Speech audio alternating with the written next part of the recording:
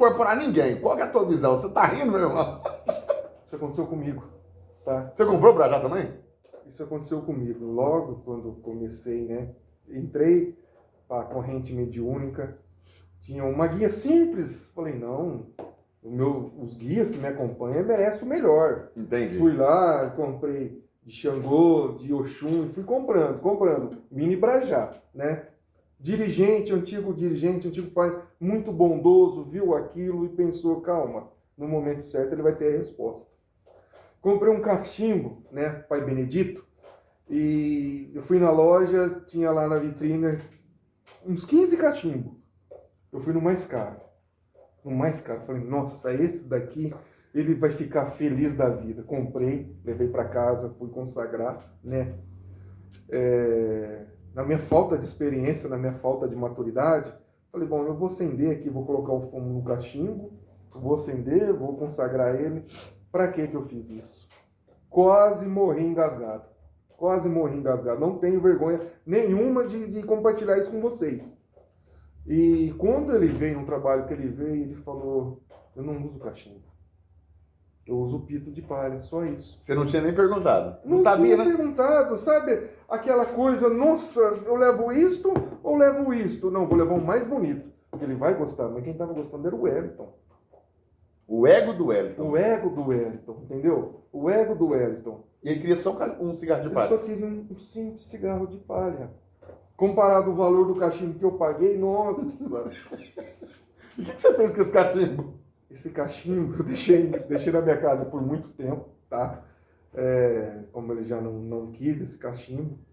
E quando um médium começou a trabalhar, que esse médium, ele me ajudava, foi meu cambono, né? Logo quando ele começou a manifestar o preto velho dele, eu perguntei ao vozinho se eu poderia dar um presente ao médium, se eu poderia dar um cachimbo. Eu dei esse cachimbo para ele.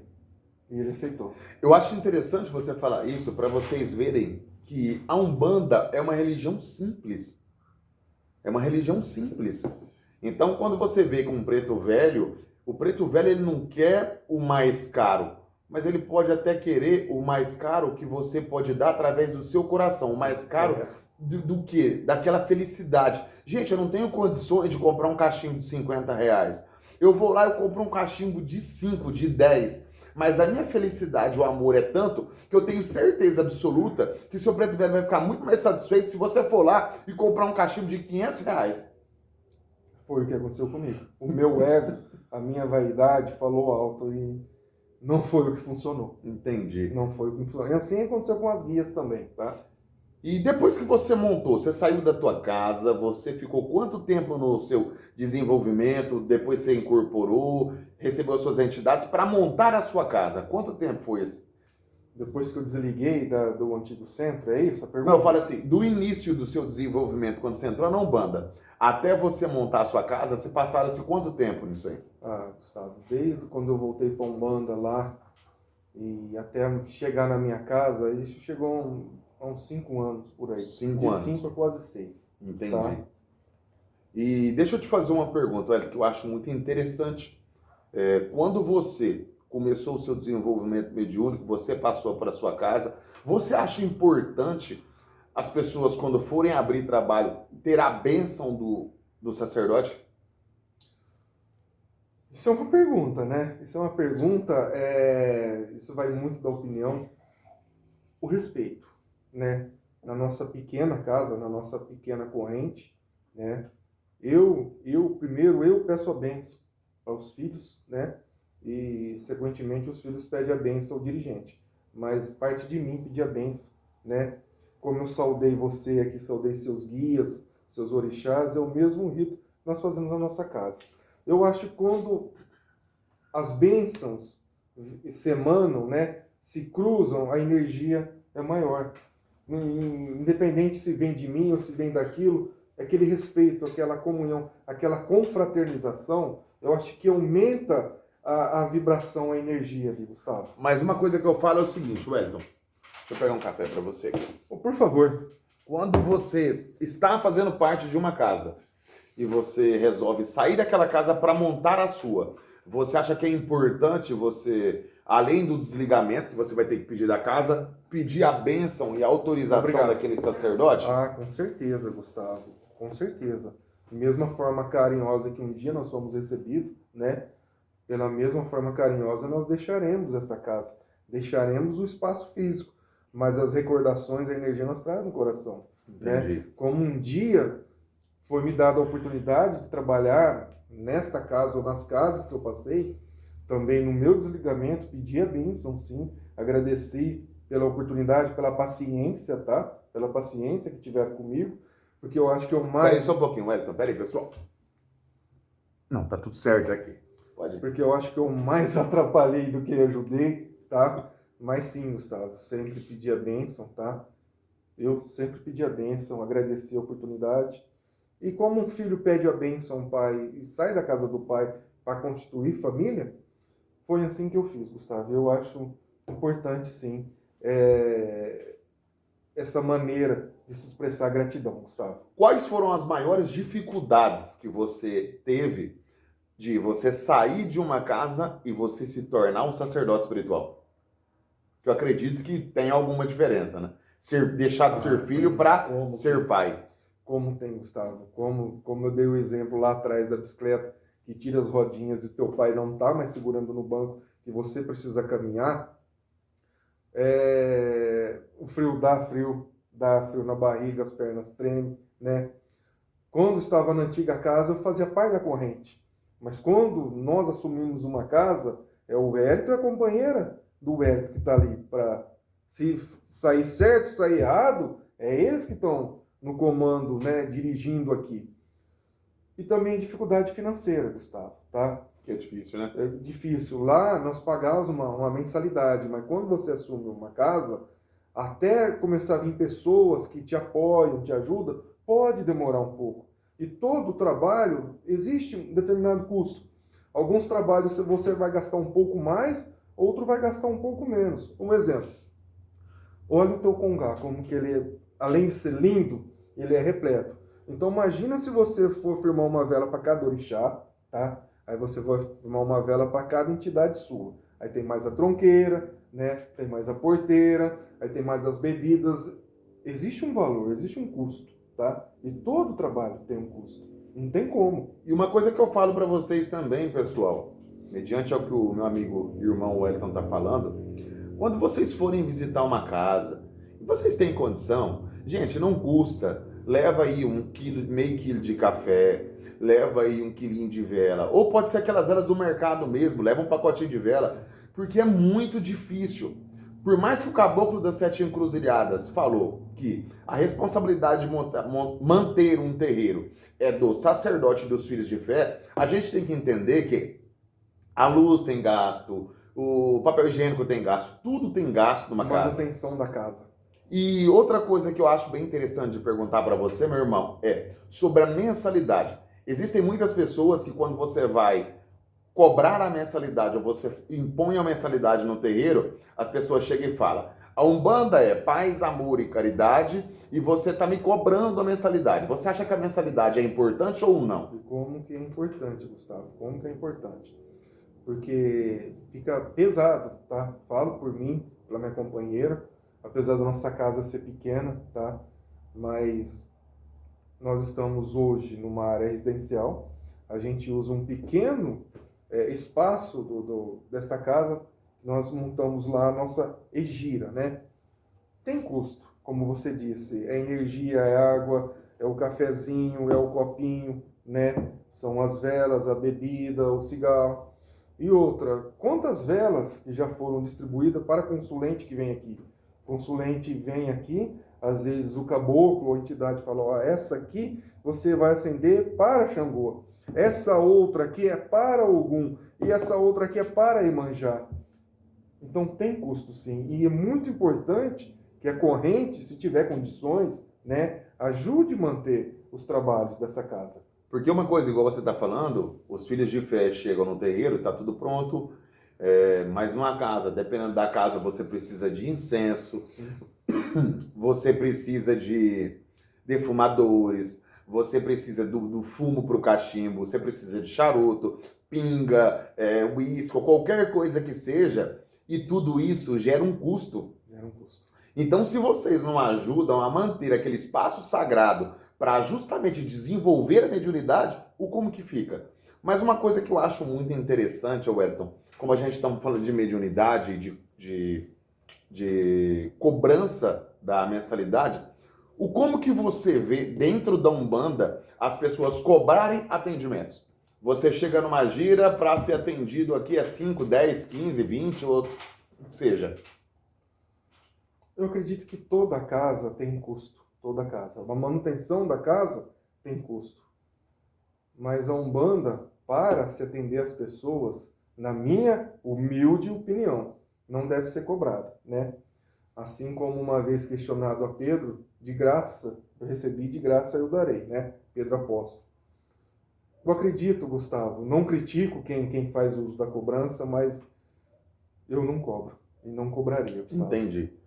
Porque uma coisa que eu gostaria de falar para você também, Wellington, além da cobrança, o como que você vê a matança? Entendi. Boa pergunta, né? A Umbanda que eu aprendi, a Umbanda que eu sigo, né? Que é a Umbanda tradicional, que vem lá dos primórdios do Caboclo das Sete Encruzilhadas, do médio Zélio Fernandino, não existe, né? O sacrifício de animais, tá? Ô Wellington, mas o que você fala dessas casas, dessas religiões que fazem a matança? Eu não tenho bagagem para falar. Mas uma vez eu estudando Ramatiz, tá?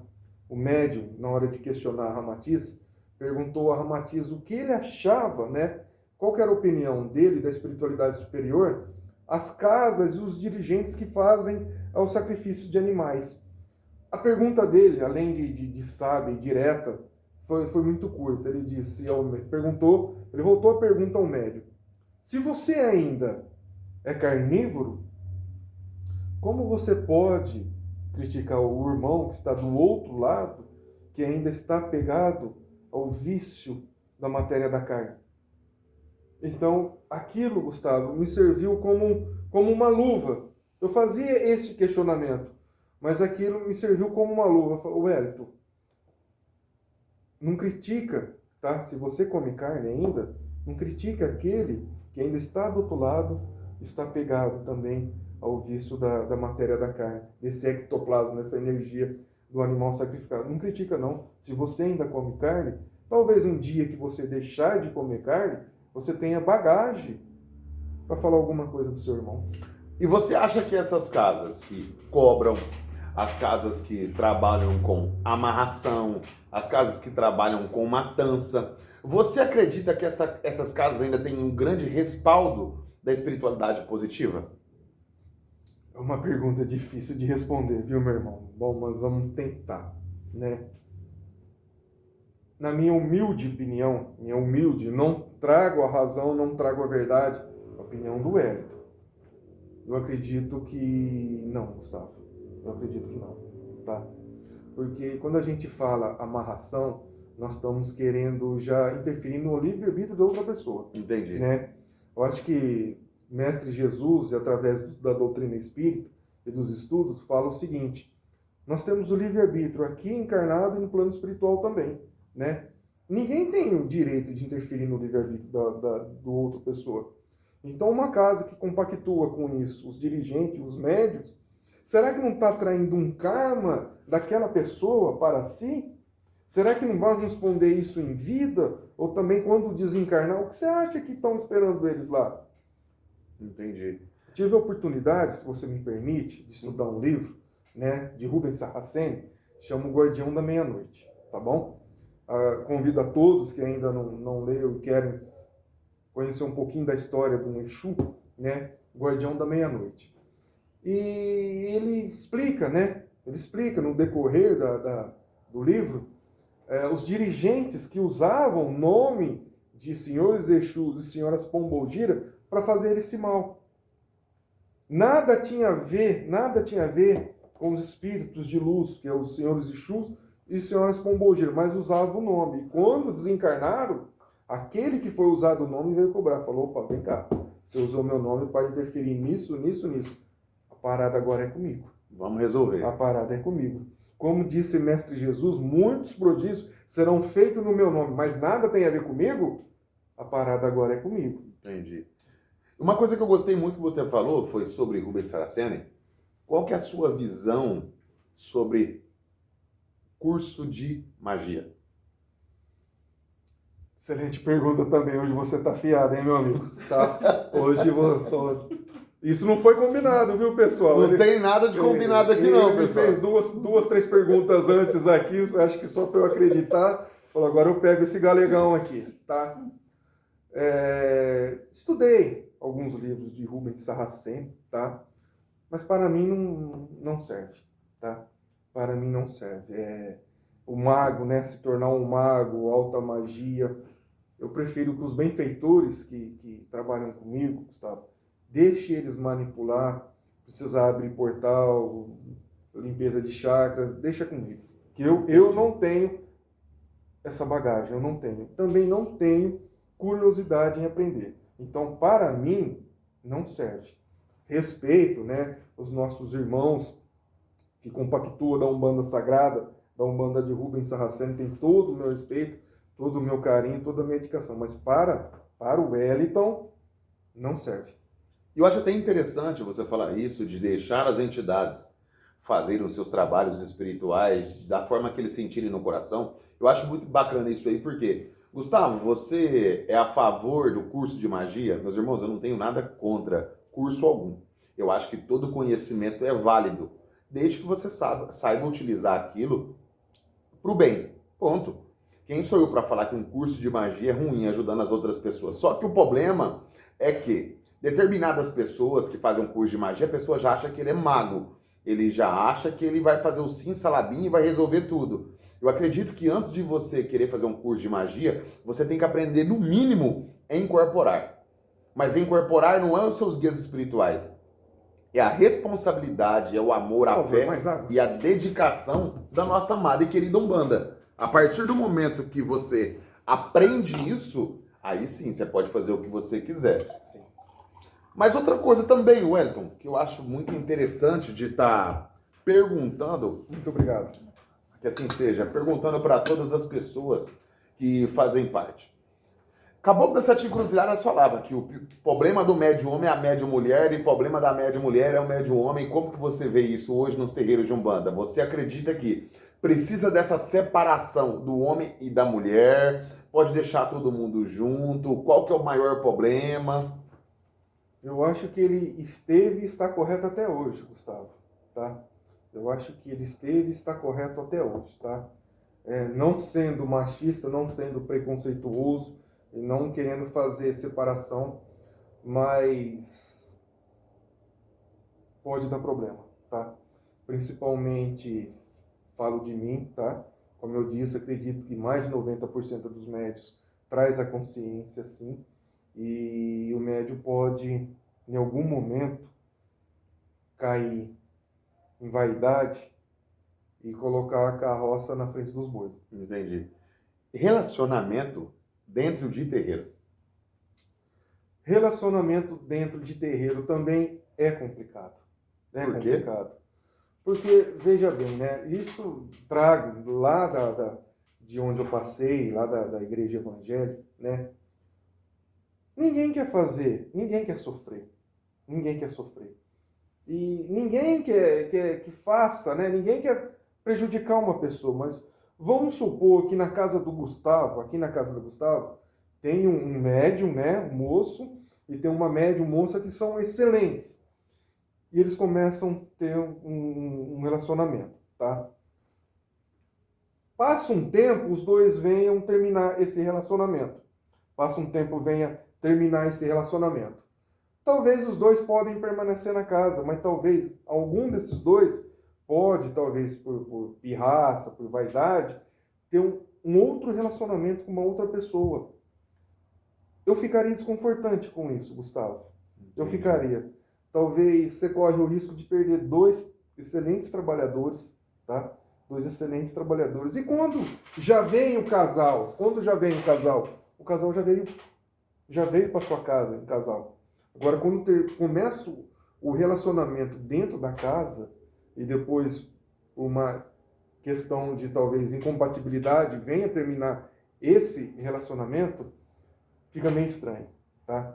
Fica meio estranho. A gente, como dirigente, pode correr o risco de você colocar panos quentes para um e talvez colocar o outro na berlinda. Então, é complicado. Uma coisa que eu vejo que é muito recorrente nos terreiros de Umbanda é a abençoada incorporação de Exu e Pombogira. Você acredita que o Exu, para vir em terra, ele precisa de vir todo torto? O Exu, para vir em terra, ele precisa de vir falando palavrão? A Pombogira, você acredita que é prostituta, igual muitas pessoas têm essa visão? E outra pergunta, referente a, junto com isso, Exu beber água. Pode, não pode? Qual é a sua visão sobre isso? Como eu disse para você, né, na minha primeira manifestação do Exu Veludo, eu já trazia um ensinamento que talvez eu aprendi, eu gravei no meu consciente, que Exu tinha que ficar encurvado com as mãos para trás. E ele se colocou ereto e colocou a mão para frente. Eu pude observar que eu era o maior espectador. Fala, não sou eu, né? E falar palavrão, né? Será que tem necessidade? Eu acredito que não. Falar palavrão, né? Na nossa casa a gente não permite que venha qualquer espírito que seja, né? E fale palavras que de baixo calão ou que vão magoar ou chatear alguém. Se não pode ajudar, que permaneça em silêncio, tá, Gustavo? Eu acredito que aqui o regimento também é assim. Pombogira nunca foi prostituta. Nunca foi, né? Nunca foi. Talvez em vida pode ter sido, mas a partir do momento que ela passou para o plano espiritual, ela aceitou, tanto ela como eu, trabalhar na lei de Umbanda, está trabalhando na seara de Jesus. Está trabalhando na seara de Mestre Jesus. Com certeza. Então, não tem. Eu acho que o médium, de trazer a consciência, ele passa muito na frente. E sabe o que é o engraçado? Depois acontece... eu não lembro de nada, viu? Eu não lembro de nada. O Exu bebeu 3 litros de cachaça, o médium passou mal, deu trabalho para todo mundo, a moça médium fez graça, fez um papelão. Olha, eu não lembro de nada, tá? Foi ele. Então quer dizer que quando vai tudo bem, os louros do crédito é para o médium. Quando vai mal, a entidade que é culpada, não, isso está na cabeça do médium. E de guardião tomar água. Seu Veludo começou com a água.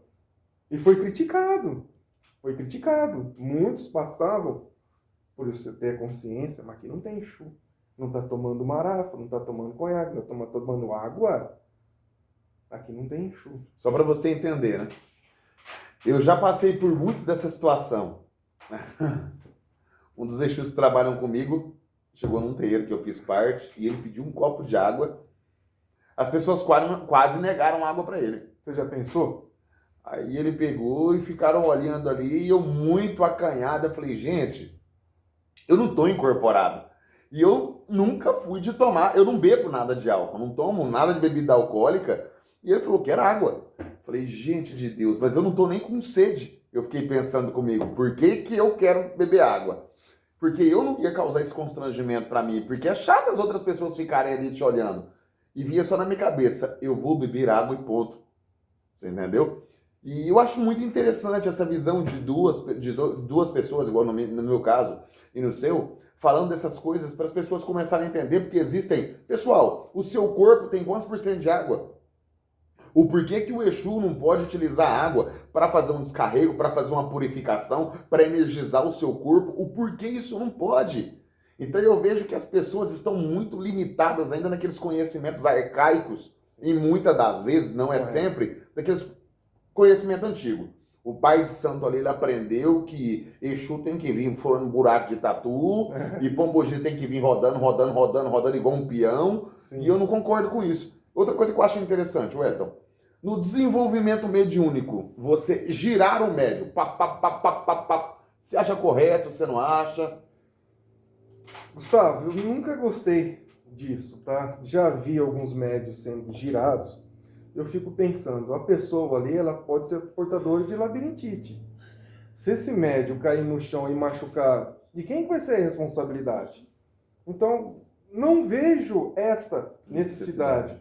Como aconteceu comigo, que não precisou de girar. Claro, eu tive o meu tempo de maturidade, que foi de 5 a 7 meses, mas não vejo essa necessidade de estar girando, né? Sei que algumas casas têm tradição, que fica um círculo e fica rodando, rodando, rodando a pessoa. E se essa pessoa cair, se machucar, como ficará? Quem vai assumir a responsabilidade? A Umbanda. A Umbanda que vai levar a culpa? Tem que ser um terreiro, Então quer dizer que nossos guias, nossos benfeitores, talvez eles ponham a mão e falam, meu pai do céu, vai acontecer esse papelão e eu vou ter que assumir a bronca? Infelizmente, a Umbanda tem que arcar com isso, o Exu tem que arcar com sendo um dos piores espíritos do mundo, o Pombogira tem que arcar com determinadas coisas que isso não existe. Hoje, essa conversa que eu vou ter com determinados sacerdotes é para vocês entenderem que eu não estou aqui para discordar, eu não estou aqui para concordar, eu estou aqui para saber a opinião dele, ponto.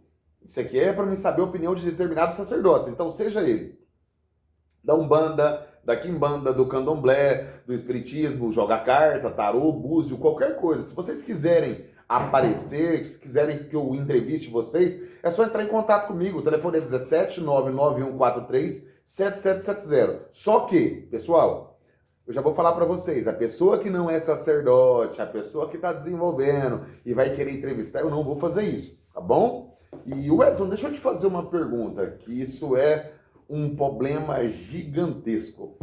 O cara incorporou aqui no seu terreiro, ele incorporou no seu terreiro, aí no seu terreiro ele sai bem, ele fala que tá bem, chega em casa, passa mal todo dia. Do seu terreiro, todo dia ele sai do seu terreiro bem. Aí ele chega em casa, passa mal e te liga e quer que você vá lá e uma coisa e outra. Qual que é a sua visão? Você acha que acontece o que nessa situação? Olha, Gustavo, eu acho que vamos pegar a premissa de Mestre Jesus. Ó, faça a tua parte que eu faço a minha, tá? O médium, ele precisa ter consciência que ele tem que pensar positivo. Porque se ele sai daqui acreditando, chega lá fora, né? Ele começa a voltar os pensamentos para talvez uma discussão que ele teve, um aborrecimento, um constrangimento que ele teve. Claro que a espiritualidade inferior vai sim atingir o médium. Mas é preciso do médium também, na hora que ele está recebendo o passe aqui, ele se entregar, ele se envolver. Agora, muitas vezes a consulência vem, toma o passe. Ah, não, esse dirigente aí não está com nada. Estou acostumado lá, que lá o caboclo quando chega, ele dá um mortal lá, dá 3 piruletas pro ar, joga 500 flecha para cima, bate no chão. Esse aqui chegou, ficou calmo, ficou na paz, esse não tem energia. Aí eu não gostei, não senti bem. Então a própria pessoa, o próprio consulente, e às vezes até o médium da corrente, ele não deu credibilidade. Ele não deixou se envolver naquela energia, daquele acoplamento de amor. Ele não deixou se envolver. Enquanto está aqui dentro, existe toda uma proteção. Mas que saiu lá fora, cada um por si. Então você acha que as incorporações do pessoal de antigamente e as incorporações do pessoal dos dias atuais é diferente?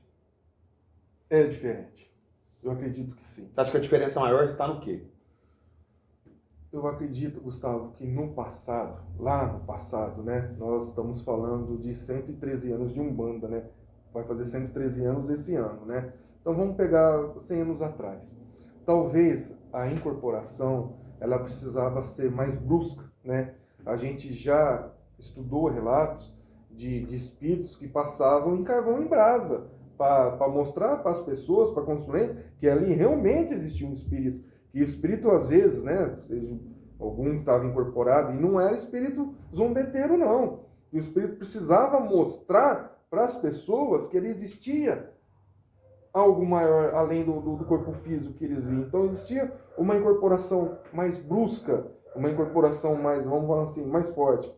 Hoje, com o passar da evolução dos anos, Gustavo, como eu disse, volto a repetir aqui, a consciência, ela traz para a gente aprender. Traz para a gente aprender. Naquele momento existia essa necessidade.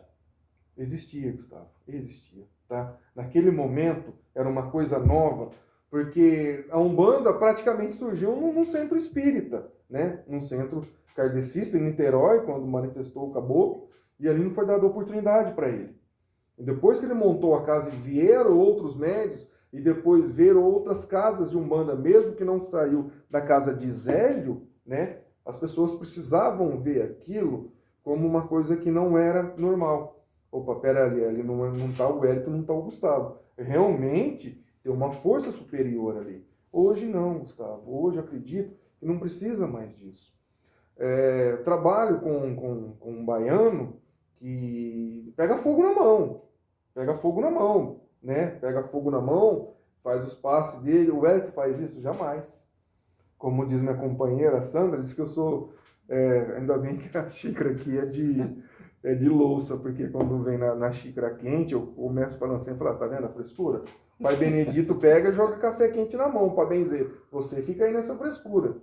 Mas isso é deles. Claro que numa porcentagem menor. Mas sim, realmente há uma diferença dos primórdios lá atrás para as incorporações de hoje. Acredito que naquela época precisava disso, sim. Hoje já não se faz mais necessário. Eu achei interessante você falar sobre o cachimbo, que no começo, quando você ia desenvolver sua mediunidade, você comprou um cachimbo. Aí um cachimbo, o Pai Benedito não quis o cachimbo e depois você teve que doar aquele cachimbo. Sim. Mas, Wellington, deixa eu te fazer uma pergunta. Como que você vê, você acha que o Exu que não fuma o charuto, ele não está incorporado, ou o Exu que não quer utilizar da cachaça não está incorporado? Porque existem várias pessoas que você chega em determinados terreiros ou conversa com médios mais antigos, ele vai querer pôr na cabeça o seguinte: se você está incorporado, o seu preto velho tem que fumar um cachimbo ou fumar um cigarro de palha e beber café, uma coisa e outra. E se o médium não gosta de beber café? E se o médium não fuma? Como é que vai ficar? Não vai trabalhar incorporado ou não tem espírito ali? Pois é, infelizmente, muitos ainda têm essa mentalidade, né? Que Exu tem que vir falando palavrão, que tem que ser aquele galanteador, chegou mulher bonita, ele canta ali na cara, opa, esse Exu, esse tem que beber 3 cachaça, tem que fumar 3, 4 charuto. A entidade vai respeitar o corpo físico, o aparelho, ela precisa do aparelho. Existe um acordo, existe um casamento entre o aparelho e a mediunidade. Olha, e se o médium tiver diabetes? Toda bebida alcoólica é rica em açúcar. E se o médium for portador de diabetes, será que vai estar prejudicando? Ah, mas a entidade tira. A gente tem que partir para uma maturidade espiritual, que tudo que eu consumo está dentro do meu organismo. Uma energia, sim, vai ser manipulada, uma outra energia ficará dentro de mim. Já vi médios entrar em convulsões, depois de uma gira de criança, de tanto açúcar que foi consumido. E aí? Como é que fica? Foi a entidade. Foi a entidade, quer dizer, a Umbanda leva a culpa de novo. Isso a gente tem que quebrar os grilhões, né? Antigamente, na época da escravidão, os homens eram presos por grilhões